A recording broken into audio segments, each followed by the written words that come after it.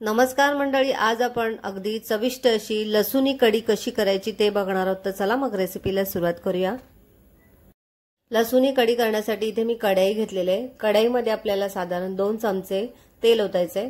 तेलाच्या ऐवजी तुम्ही तुपाचा वापर सुद्धा करू शकता। तेल छान गरम झाल्यानंतर आता यामध्ये आपण 1 चमचा जिरं मोहरी घालायचे। जिरं मोहरी छान तडतडल्यानंतर यामध्ये आपल्याला 15 ते 20 बारीक चिरून घेतलेल्या लसणाच्या पाकळ्या घालायच्या आहेत आणि यामध्ये आता आपल्याला थोडासा कढीपत्ता घालायचा आहे। कढीपत्ता घातल्यानंतर यामध्ये पाव चमचा हिंग घालायचे। हिंग घातल्यानंतर इथे मी 2 सुक्या मिरच्या घालत आहे। लाल सुक्या मिरच्या घालायच्या आणि छान परतून घ्यायचे। त्यानंतर आता यामध्ये आपल्याला पाऊण वाटी फ्रेश असं दही घालायचं आहे। दही घातल्यानंतर लगेच आपल्याला यामध्ये 5 ते 6 चमचे बेसन पीठ घालायचे आणि दही आणि बेसन पीठ आता आपल्याला एकजीव करून घ्यायचे, म्हणजे बेसन पिठाच्या यामध्ये गुठळ्या होणार नाही। आता हे छान व्यवस्थित मिक्स झालेलं आहे। मिक्स झाल्यानंतर आता यामध्ये आपल्याला हळद घालायची पाव चमचा, त्यानंतर अर्धा चमचा धनापूड घालायचे। धनापूड घातल्यानंतर इथे मी 1 ते 1.5 चमचा लाल तिखट घालत आहे आणि मिक्स करून घ्यायचे आहेत आपल्याला हे सर्व मसाले।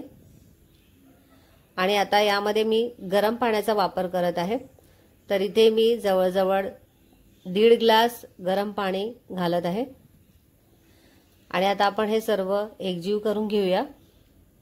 आता यामध्ये आपल्याला चवीनुसार मीठ घालायचे, त्याचबरोबर आता यामध्ये चवीनुसार आपल्याला साखर सुद्धा घालायची आहे। आता यामध्ये आपल्याला अर्धा चमचा कसुरी मेथी घालायची। ही कसुरी मेथी थोडीशी मी गरम करून घेतली तव्यावरती आणि छान अशी हातावरती आपल्याला याला कुस्करून घ्यायचं आहे, म्हणजे याचा फ्लेवर छान येतो। तर अशा पद्धतीने कसुरी मेथी घातल्यानंतर पुन्हा आता आपण हे मिक्स करून घेऊया आणि गॅसची फ्लेम आपल्याला अगदी लो ठेवायची। लो फ्लेमवरतीच आपल्याला ही थोडीशी उकळून घ्यायची।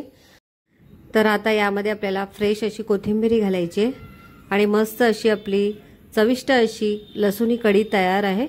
ही कढी मस्त अशी आपल्याला भातासोबत एन्जॉय करायची। रेसिपी कशी वाटली कमेंटद्वारे नक्की सांगा। रेसिपी आवडली असेल तर रेसिपीला लाईक करा, शेअर करा, चॅनलला नवीन असाल तर सबस्क्राईब करा।